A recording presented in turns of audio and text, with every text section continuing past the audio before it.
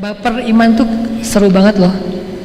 Lebih seru daripada baper kadang-kadang ngelihat dia jalan sama orang lain.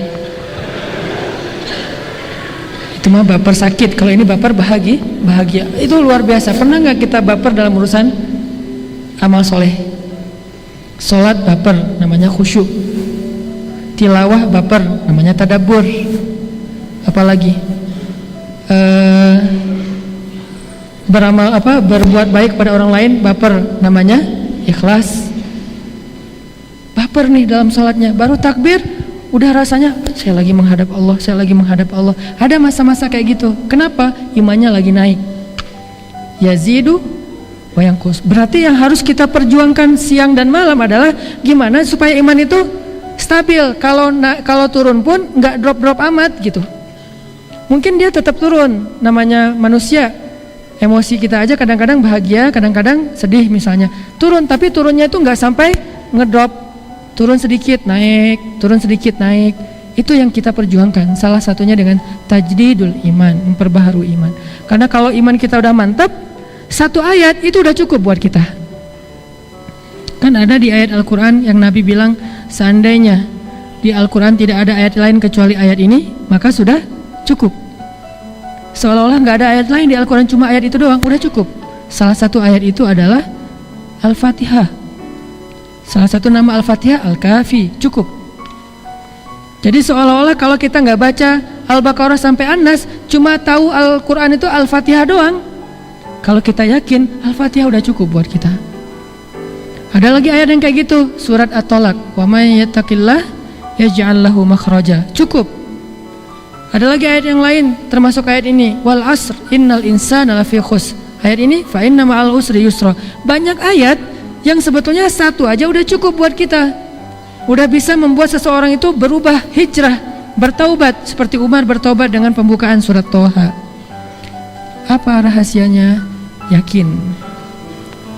Sehingga kalau teman-teman mencari majelis ilmu, carilah dengan niat pengen mencas iman, mencas yakin, menambah keyakinan kepada Allah. Itu rahasia memudahkan kita dalam beramal soleh. Duduk dalam majelis ilmu, ketika kita mendengarkan sesuatu, belajar, nih saya harus yakin yang ini nih, saya harus yakin. Cari poin yakinnya, jangan cari poin wawasannya aja. Kalau ada gimmick, mungkin entertain, itu hanya membuat kita supaya nyaman doang. Tapi bukan itu intinya. Cari poin, mana yakinnya, mana yakinnya, mana yakinnya. Makin banyak dapat poin yakin, maka kita mendapatkan banyak kebaikan dalam majelis ilmu. Namanya boleh apa aja, kayak misalnya saya menyebut istilah akidah, kalau beberapa ulama atau ustadz menyebutnya dengan istilah akidah yang terbagi kepada rububiyah, uluhiyah, asma, sifat. Itu kan teori akidah kan ya.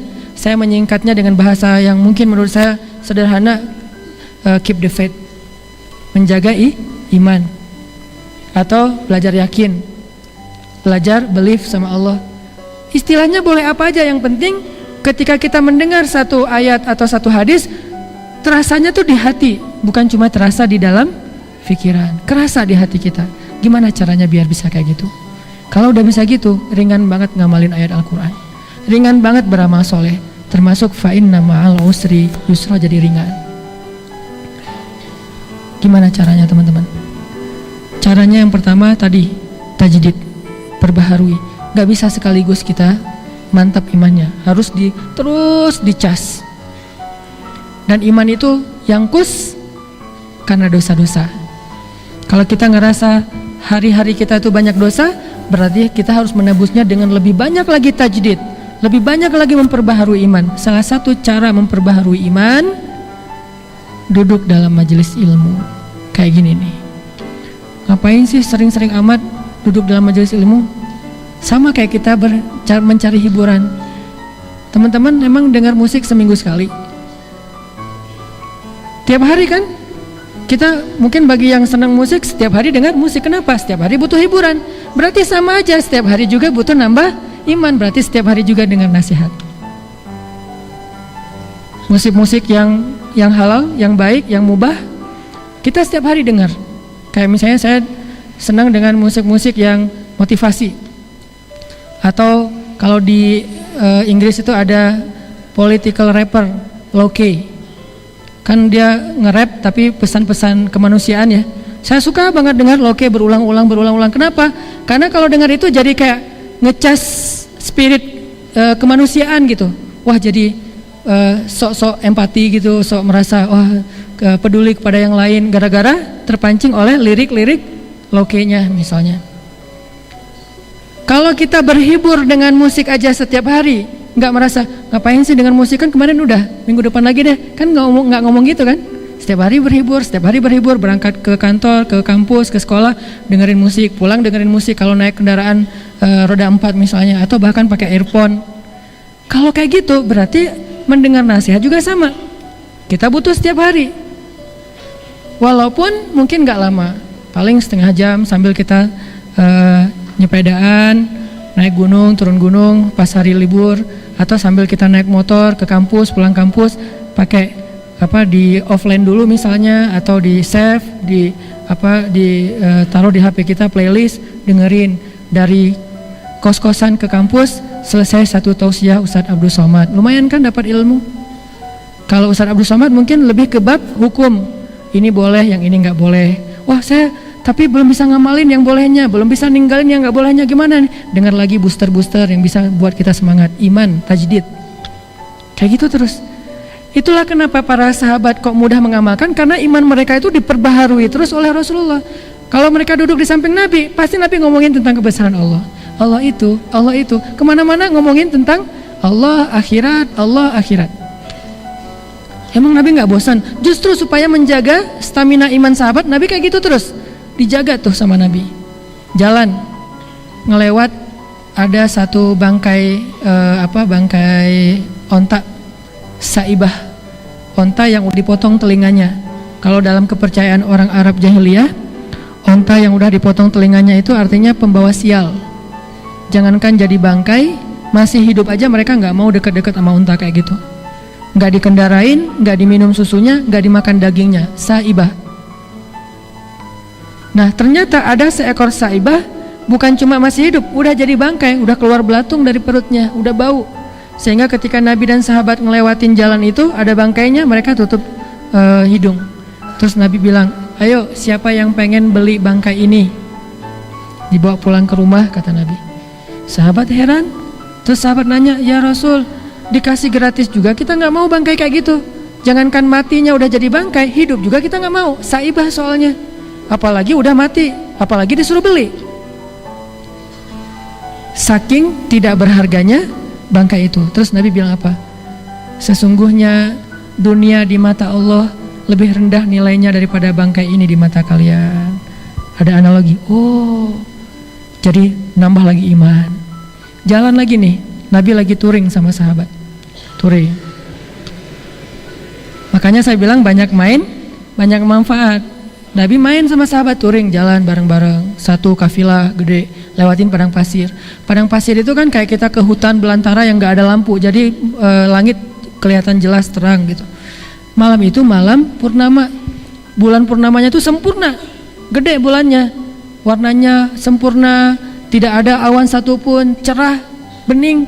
Sehingga para sahabat ketika sudah istirahat dari touring, mereka istirahat dulu di sebuah rest area. Lalu mereka tiduran di pasir. Jadi istirahatnya itu bukan cari tahu Sumedang ya.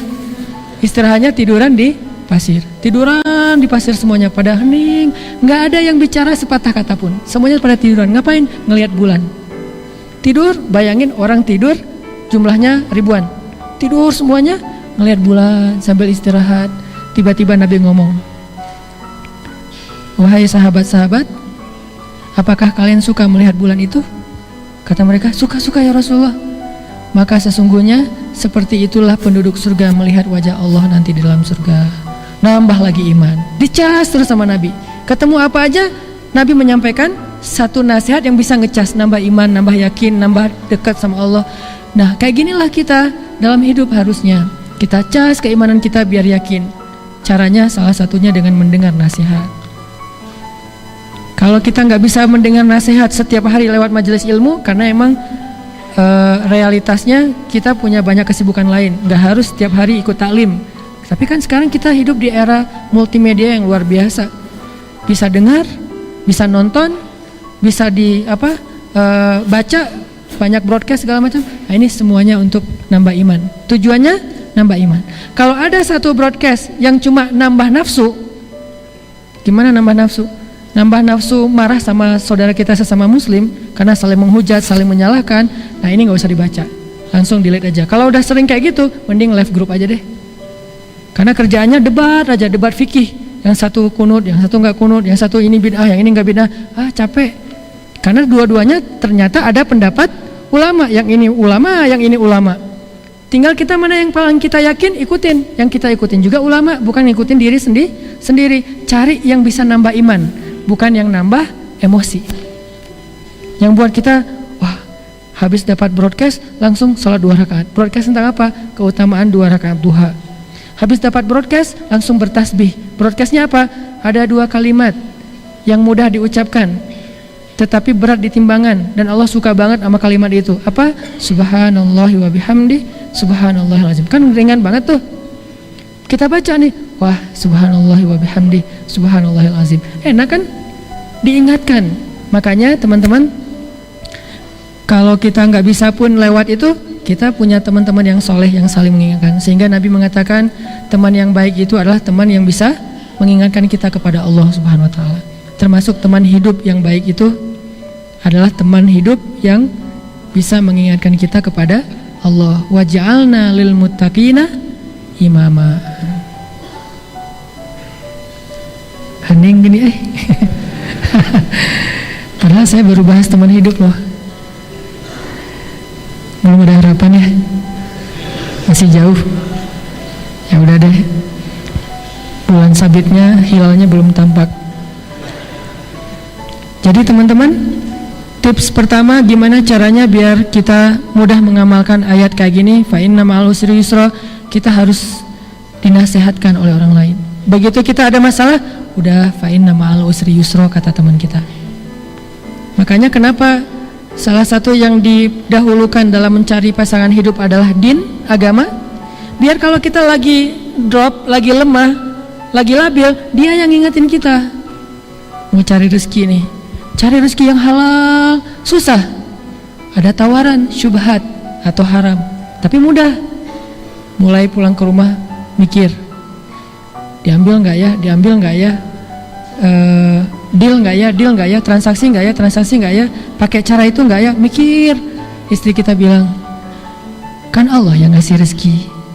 Jadi kalau kita tinggalkan itu, nggak akan hilang rezeki kita karena sumbernya ada di Allah. Oh bener mah bener. Nah ini namanya nasihat nih. Kalau istri kita tidak paham tentang nasihat-nasihat kayak gini, justru dia yang nyuruh kita ambil. Pak, udah nggak usah terlalu fanatik lah Pak, ambil aja. Kan gitu kan? Agama mah nggak mempersulit hidup umatnya, umat lagi istilahnya. Padahal harusnya agama tidak mempersulit hidup hamba Allah. Nah artinya kita butuh seseorang yang menguatkan kita ketika kita lemah. Teman sahabat kita, kalau misalnya kita lagi malas ke masjid, azan tuh, ya lu aja duluan, gua ntar belakangan nyusul. Oh ya udah nggak apa-apa, gua duluan ya. Kan yang duluan ke masjid duluan masuk surga kata dia. Oh gitu, udah gua lari. Akhirnya lomba lari ke masjid. Nggak ada sih adegan kayak gitu. Ini mah contoh doang ya, bisa aja kayak gitu. Terutama pas kita lagi ngedrop teman-teman. Pas kita lagi lemah, dalam istilah ulama itu disebut futur. Ketika kita lagi drop, teman kita yang ngingetin. Kayak saya pernah cerita dulu lagi lemah, semangat imannya hampir kebawa sama teman yang bisnis properti dengan cara-cara yang saya nggak yakin itu boleh apa enggak. Mulai galau, kayaknya cara dia nih bagus juga nih, bisa mempercepat aset, jumlah aset. Pulang mikir gitu, ngomong sama istri, jangan-jangan kita terlalu idealis ya, kayaknya fikihnya nggak gitu-gitu amat deh. Mulai cari-cari celah nih. Istri bilang, nggak apa-apa kalau kita meninggalkan sesuatu karena Allah, Allah ganti dengan yang lebih baik. Wah bener banget tuh mah, mama emang diingatkan kan. Makanya butuh pengingat, alarm yang membuat kita aware lagi ketika kita lagi dalam keadaan lupa. Satu, pengingat, ngecas iman, majelis ilmu, nasihat. Yang kedua gimana? supaya kita makin yakin dengan satu statement Allah dari Rasulullah sehingga mudah mengamalkan. Kita dengarkan cerita-cerita orang yang berhasil membuktikan ayat itu secara nyata. Baik cerita itu ada di Al-Quran, ada di hadis, atau dari teman kita sendiri. Kayak misalnya di Al-Quran, fa inna ma'al usri yusra, ada cerita Yusuf, baca cerita Yusuf. Atau baca cerita Siti Hajar, ini lebih luar biasa lagi nih. Gak nyangka bahwa ternyata di dalam kesulitan yang Allah ujikan kepada Siti Hajar, Allah sediakan kemudahan yang luar biasa. Sampai sekarang kemudahan itu masih ada. Zam-zam. Gimana kesulitannya? Sulit banget. Dan coba bayangkan itu dengan ilustrasi sejarah, jangan dengan ilustrasi sekarang. Kalau sekarang ditinggalkan di sebuah tempat, gak ada siapa-siapa, bisa telepon. Kalau misalnya ditinggalkan di sebuah tempat, masih ada tempat lain yang kita bisa deketin, atau ada kampung apa. Enggak, pada masa itu tidak ada telepon, tidak ada penduduk, murni seorang diri di tengah padang pasir. Ibrahim ngajak Siti Hajar, Hajar ikut saya. Ya, ikut. Waktu itu Hajar bawa anak bayi, ikut. Hajar gak pernah nanya, Mas, Kang mau kemana ini teh? Gak pernah. Kang Ibrahim misalnya, mau kemana? Gak pernah. Si Akang teh nggak pernah ngasih tahu mau kemana, pokoknya jalan aja. Hajar sami'na wa ata'na, ikut aja pokoknya. Insya Allah yang namanya Ibrahim, suami yang soleh ini nggak mungkin membawa istrinya kepada kecelakaan, pasti membawa kepada kebaikan. Bawa ikut, jalan kaki lagi tuh dari Palestina ke Mekah. Naik pesawat aja 2 jam, berarti dari Jakarta Surabaya, Jakarta Medan 2 jam jalan kaki. Berhari-hari, berminggu-minggu, sampailah di tengah padang pasir, bahkan padang batu yang tidak ada kehidupan. Biwadin ghairi dzi zar'in, di sebuah lembah yang bahkan tidak ada tanaman yang tumbuh di sana, saking keringnya, tidak ada air. Kata Ibrahim, Hajar, kita berhenti di sini, ya, tinggal di situ. Hari pertama masih santai, masih ada bekal makanan. Hari kedua, hari ketiga Ibrahim bilang, ya Hajar, saya akan meninggalkan kamu di sini, kembali ke Palestina. Disitulah Hajar mulai sedikit goyah, nanya, ya Ibrahim, kenapa engkau tinggalkan kami di sini? Engkau lihat tidak ada siapa-siapa di sini, tidak ada air, bahkan bagaimana kami bisa hidup, wahai Ibrahim? Sementara anak kita masih kecil, dan seterusnya dan seterusnya. Ibrahim tidak menjawab, langsung pergi. Dipanggil-panggil oleh Hajar, ya Ibrahim, ya Ibrahim. Ibrahim tidak menoleh ke belakang. Tiba-tiba Hajar bertanya, Allahu amaraka bihadza? Ya Ibrahim, Allahkah yang menyuruh kamu melakukan ini? Ibrahim berhenti, tanda ya ini perintah Allah, lalu melanjutkan lagi perjalanan. Kemudian Hajar mengatakan, kalau ini adalah perintah Allah, la yudayya'anallahu idzan, maka Allah gak mungkin mengecewakan kami. Iman. Berangkatlah wahai Ibrahim. Berangkat Ibrahim. Hajar marah? Enggak marah sama sekali. Tahu berapa lama ditinggalkan? 13 tahun. Enggak ada. Ibrahim udah sampai di mana? Udah makan belum? WA gitu, japri. Hajar, jangan lupa ya sholat, atau jangan lupa ya air tuh diambil dari ujung batu sana segala macam. Enggak ada WA-WAan, enggak ada japri. Putus kontak selama 13 tahun. Sampai anaknya udah usia 13 tahun kurang lebih, datang lagi Ibrahim. Pas datang lagi Ibrahim, baru beberapa hari, nak, ayah mimpi nih, mimpi apa ya? Nyembelih kamu. Ayah nih nggak bener nih. Udah ninggalin 13 tahun, datang-datang pengen nyembelih.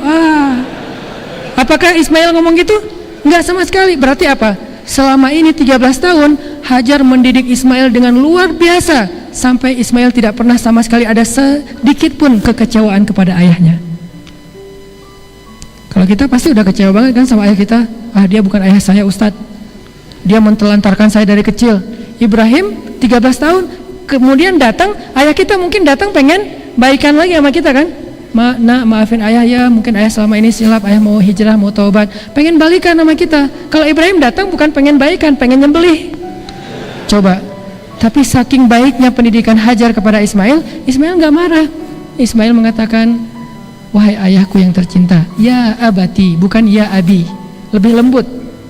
Kan bisa panggil ya abi, ya abah. Abah itu bahasa Arab jadi bahasa Sunda. Ya abi.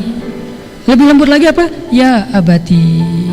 Wahai ayahku tercinta, lakukanlah apa yang Allah perintahkan, maka ayah akan melihat aku menjadi orang yang penyabar. Ismail senyum kepada ayahnya. Ditaruh oleh Ibrahim, ditidurkan, dibaringkan, kemudian ditaruh goloknya di leher Ismail yang udah tajam banget, ditarik dikit udah langsung. Ismail melihat ke arah ayahnya sambil tersenyum mengatakan, wahai ayah, kalau ayah nggak tega, mending ayah tutup aja wajah aku biar nggak kelihatan wajahnya. Ibrahim nutup wajahnya Ismail. Masih belum ditarik, wahai ayah, sampaikan salam aku kepada ibu, bilang aku sayang banget sama ibu. Masih ngomong gitu, tapi jangan sampai ibu tahu ya, khawatir ibu akan sedih. Maka tutuplah tubuh ayah dengan kain supaya nggak bercak darahnya Ismail kena di pakaian Ibrahim. Ditutup. Udah siap mau ditarik. Pas mau ditarik oleh Ibrahim, Allah tahan tangannya Ibrahim. Ya Ibrahim, qad saddaqtar ru'ya. Wahai Ibrahim, engkau telah membenarkan mimpi atau wahyu itu.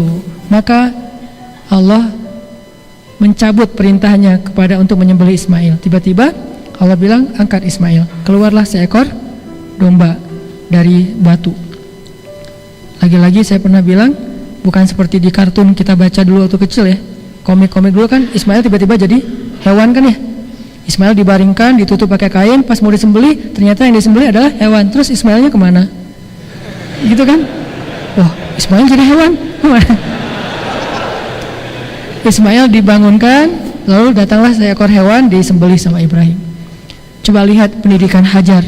Ini kalau kita imajinasikan sejarah baru kita paham, oh ternyata bisa gitu ya Hajar mendidik Ismail seorang diri 13 tahun ditinggalkan, gak punya bekal apa-apa, jauh pula, gak ada kontak sama sekali, SMS satu kata pun gak ada, salam gak ada, gimana kabarnya hari ini, gak ada sama sekali, murni ditinggalkan 13 tahun, tapi anaknya itu baik banget ke orang tuanya. Berarti pendidikan Hajar luar biasa. Kenapa? Karena Hajar yakin sama Allah, berlindungnya ke Allah, bukan bergantung kepada makhluk. Kalau kita bergantungnya ke Allah, gak gampang kecewa sama makhluk. Kenapa kita gampang kecewa sama makhluk? Karena kita terlalu banyak menggantungkan hidup sama orang itu. Sedikit aja kehidupan kita jadi gak nyaman, kita akan jadikan dia sebagai kambing hitam. Kita salahkan dia, kita kecewa sama dia.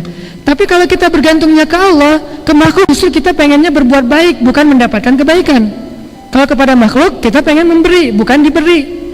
Kalau memberi, gak ada kecewanya. Kecewa nggak kita mau bantu teman nggak mau dibantu. Gua kecewa banget sama dia. Kenapa? Dia nggak mau nerima pinjaman duit dari gua. Kan jarang ya ada yang kayak gitu ya. Kita bantu orang nggak mau, kita kecewa. Nggak ada cerita kayak gitu, jarang banget lah. Kecuali ini tingkat ihsannya udah luar biasa nih. Ada orang mau kita kasih sedekah, maaf nggak apa-apa, saya alhamdulillah udah makan hari ini. Sombong loh segala macam, ngamuk-ngamuk gara-gara nggak mau menerima sedekah. Nggak ada. Yang ada nggak mau ngasih sedekah, yang memintanya marah-marah. Itu banyak. Akhirnya motornya ditahan, nggak boleh lewat di perempatan gitu kan? Kan banyak tuh yang kayak gitu-gitu tuh. Jadi kalau misalnya dengan manusia, mindset kita adalah kita emang pengen berbuat baik sama dia, pengen memberi, susah kecewa sama orang. Tapi kalau kita pengen dapetin sesuatu, gampang banget kecewa sama orang. Makanya kalau kita bergantungnya ke Allah, ke suami itu nggak gampang kecewa, ke istri itu nggak gampang kecewa. Kenapa? Kita gantungnya ke Allah, tapi pengen berbuat baiknya kepada manusia. Ke istri, ke suami cuma mikirin, hari ini saya harus buat baik apa ya kepada pasangan saya. Hari ini kok saya senyumnya baru beberapa kali doang, hari ini peluknya udah 20 detik belum? Kan minimal 20 detik sehari minimal ya. Rata-rata sih 1 jam lah kurang lebih. Jadi nggak kemana-mana ya, meluk aja ya jadinya, nggak benar juga sih. Minimal 20 detik. Kita tanya, hari ini saya udah bantu dia belum ya? Hari ini saya udah maafin dia belum ya? Hari ini apa yang bisa kita kasih kepada orang itu? Emang nggak gampang sih. Makanya kita belajar nih, belajar memperbaharui dari hal-hal kecil dulu deh, dan dari orang-orang terdekat dulu, karena mereka lebih berhak dapat kebaikan kita. Ibu, kalau kita bergantung kepada ibu, kita akan gampang kecewa sama ibu kita. Tapi kalau kita niatnya emang pengen pengen berbuat baik kepada ibu, gimana kita akan kecewa? Orang kita pengen berbuat baik kepada ibu kita, mak dipijat ya, enggak mama nggak capek, ya udah aku ambilin air hangat ya, enggak barusan minum, apalagi cari terus apa yang bisa kita lakukan untuk ibu kita. Gimana mau kecewa? Tapi kalau kita berharap ibu kita harus gini, gampang banget tuh kecewanya. Dan itulah Hajar, simbol dari tauhid. Hajar bergantung kepada Allah, tapi pengen berbakti kepada suami.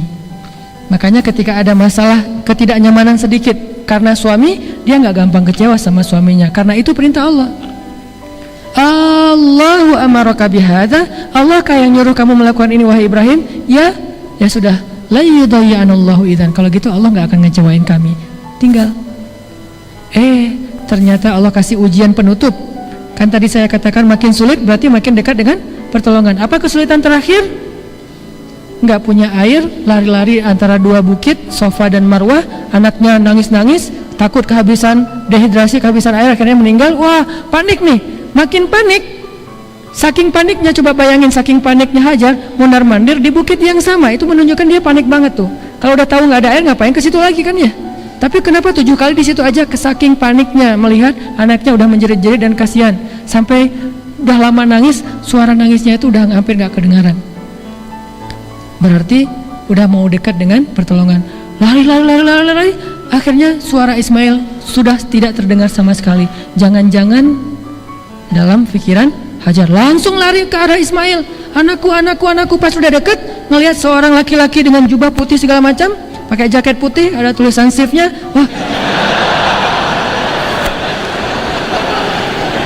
Wah, jubah putih megangin Ismail, lagi ngasih minum dari sebuah kayak gelas emas dari surga. Terus pas didekati, orang itu pergi. Ternyata di bawah kaki Ismail sudah keluar mata air yang sampai hari ini tidak pernah lagi berhenti mengalir.